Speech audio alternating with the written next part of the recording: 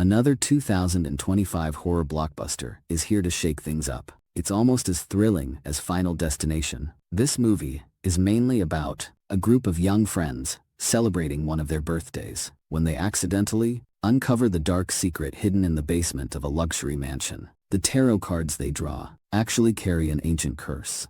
Overnight, their friends start getting attacked by terrifying forces, one by one. Quick, get under the covers and watch this suspense-packed, thrilling horror movie with me. Together, let's uncover the terrifying curse behind the tarot cards. Alright, enough talking. Let's dive right into the movie. On this day, a girl named Elise is celebrating her birthday. Her friends want to make it an unforgettable one. So, they rent a villa out in the suburbs. As night falls, they're all laughing and having a great time together. Sitting around the bonfire, beers in hand, they excitedly start playing Truth or Dare. But as the laughter continues, the beer runs out fast. They want to buy more, but realize the villa is in a remote area, with no stores nearby. So, they begin searching all over the villa, hoping to find the owner's hidden 1,982 Lafite. Before long, Lucas discovers a door in one corner of the villa. He finds a door by accident. There's a no entry warning sign on it. But foreigners love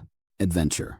Driven by curiosity, they open the door. Behind it is a dark basement, filled with all kinds of spine-chilling items. Among them, an old wooden box in a display case catches Paxton's eye. He opens the lid and finds an ancient tarot deck inside. Every card features a demonic figure. Although the deck looks incredibly eerie, the group thinks this creepiness adds some extra fun to their adventure. They decide to let Haley, who's good at fortune-telling, give everyone a reading. But just as Haley is about to open the box, in the living room, a chilling wind suddenly blows through. The ceiling starts creaking loudly. Haley gets a bad feeling. She wants to stop, but her curiosity gets the better of her. After Haley explains the rules to everyone, she starts drawing the cards. Elise draws first. She pulls the High Priestess card, and Haley warns her to beware of curiosity and watch out for ladders. The others draw one by one as well. Everyone receives some kind of omen, but they have no idea that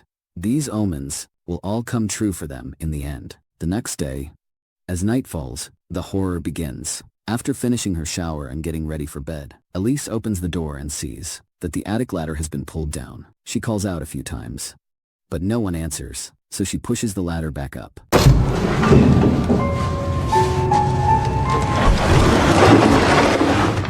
But soon after, Elise hears another noise. She comes out to check, and the ladder is down again. Not far away, someone is silently standing behind her. When she turns on the light, the figure vanishes. Elise thinks her friends are just messing with her, so she climbs up the ladder. At that moment, she has completely forgotten about yesterday's tarot card. She had to restrain her curiosity and beware the omen of the ladder. And when she climbed up, the attic was empty. Suddenly, from downstairs came the sound of footsteps racing across the floorboards. But the once brightly lit corridor had turned pitch black. Elise finally sensed something was wrong. But when she turned around again and looked back at the attic, a bizarre scene unfolded. The stacked junk suddenly vanished, replaced by rows of candles and the High Priestess card. Trembling, she picked up the card with both hands.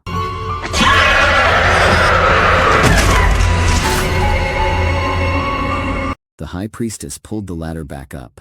Elise seized the chance to crawl over and grab her phone, but the moment she got it, an invisible force dragged her directly beneath the opening. The High Priestess then aimed the ladder at Elise and slammed it down. It snapped her body in two at the waist. The next day, news of Elise's death hit the headlines. The others immediately gathered together. The girls were all terrified. Paige was especially shaken, so Haley decided to stay with her and asked Lucas to take the now calm Madeline home. Little did they know this ride would send him straight to the afterlife. After dropping Madeline off, Lucas was walking through the underground tunnel when the lights suddenly started flickering. Sensing danger, he unconsciously quickened his pace. Just as he neared the tunnel exit, a shadowy figure holding a lantern blocked his path. It was the hermit from the tarot deck. Endless darkness immediately surged toward him, leaving only a single point of light. At the emergency door, even though the sign said no entry, Lucas ignored it and ran inside. Behind the door was the subway maintenance area. Hello? Suddenly he stepped on a newspaper. Lucas looked down and saw the headline reporting that he had died in the subway. Terrified, he tried to flee, but the moment he turned around, the hermit appeared right behind him. With nowhere else to go, Lucas ran into an abandoned train car, but as he kept moving, the hermit seemed to have vanished. Just as he breathed a sigh of relief, the hermit reappeared. Startled, Lucas fell out the door, only to be crushed by an oncoming subway train. The back-to-back deaths caught the police's attention. Although the investigation concluded that both deaths were accidents, the remaining survivors refused to believe it was just a coincidence. They recalled the tarot reading from the day before and realized Elise and Lucas's deaths matched the card's predictions exactly. So they decided to seek help from a real fortune teller, hoping to find answers. Late that night, they arrived at Alma's house. At first, Alma refused to see them, but when they mentioned the ancient tarot deck, Alma agreed to their request. It turned out they were not the only ones who had faced the same events. In Mexico City in 1951, at Woodstock in 1969, and in London in 1988, people had died mysteriously because of that deck. Only one person survived, the woman standing before them. Back then she had not read her own fortune, which is why she survived. After surviving the nightmare, she lived alone. After years of research, she finally discovered that in 1789, a count had asked an astrologer to read the cards for his pregnant wife. But every reading the astrologer gave showed that his wife and child would die in childbirth. And the outcome was exactly as predicted. The deranged count blamed it all on the astrologer and hanged her child. To get revenge on the count, the astrologer used her magic and her own soul to create this deck of tarot cards and curse his entire family. The only way to prevent this tragedy was to destroy the deck. On the way home, the group was skeptical about what Alma had said. While they were arguing about it, the car suddenly stalled on a bridge. An image appeared on the window glass. The scene was clearly a bathroom,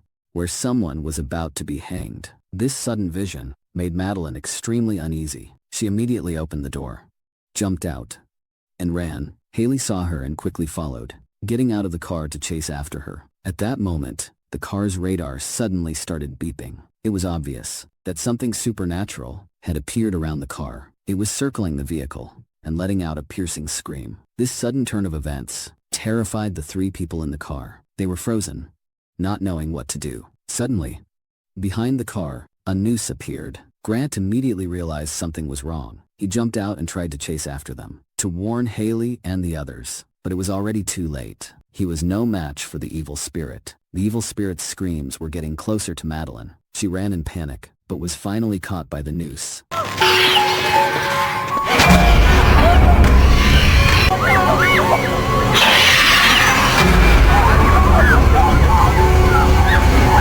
The demon's appearance forced everyone to believe Alma's words. They decided to return to the villa to destroy the tarot deck. But during this, the timid Paxton started having second thoughts. He just wanted to escape this terrifying place. After the four argued, Paxton still insisted on going back to school. To hide for a while, the other three insisted on returning to the house to destroy the deck. Paxton walked alone on the road back to school. Suddenly, a cold wind swept through the air, scaring Paxton into running toward a nearby building. As he was about to open the door, he saw in the glass reflection a figure standing not far away. Looking closer, it was a clown. The clown did a 360-degree spin for him. Terrified, Paxton ran into the building, quickly got into the elevator. But the elevator mysteriously stopped at the 5th floor. The hallway was pitch black. The clown stood at the end of the hallway, and eerie laughter echoed from time to time. Paxton quickly grabbed his phone and asked Haley what to do. Before they could say much, the signal cut out. The elevator doors kept opening and closing. Soon the clown reached the elevator door, but it just wouldn't come in. Paxton was so scared he wet his pants. Finally the clown got bored and disappeared. As the elevator doors closed, no one knew whether Paxton had survived. Meanwhile, Haley and the other two had returned to the villa and found the deck. But when they threw it into the fire, they discovered the cards wouldn't burn at all. Just as the three were baffled, Alma walked in, carrying a black handbag. She knew that ordinary methods couldn't break the tarot card's curse, so she prepared to destroy the deck by separating the astrologer's soul from the cards. The astrologer first placed the meteorite fragments in the living room according to the zodiac positions. Then, she began the soul summoning ritual. Immediately, the astrologer's soul appeared in the chair behind her, but her resentment was far beyond what the astrologer had anticipated. In no time, blood started seeping from the astrologer's eyes and nose. The tarot deck seemed to come alive and began performing a reading on its own. The astrologer clearly wanted his life. As one tarot card was drawn, the astrologer was yanked out and impaled with countless knives. With their only hope gone, the three had no choice but to flee. Paige ran into the basement, only to find herself standing on a stage, and the devil was already there, blocking her path with an evil grin. Then the devil stuffed her into a box and performed the sawing a person in half magic trick.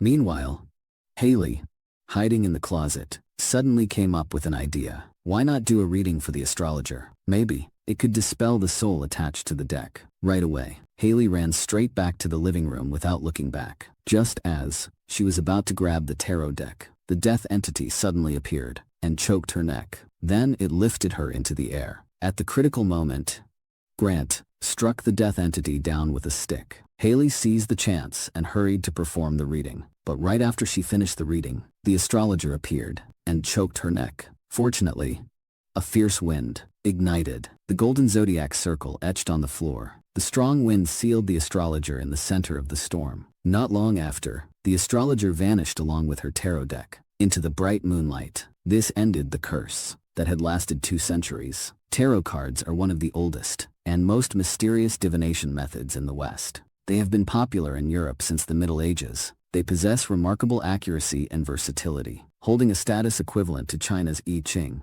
To this day, they remain one of the most widely used divination methods worldwide.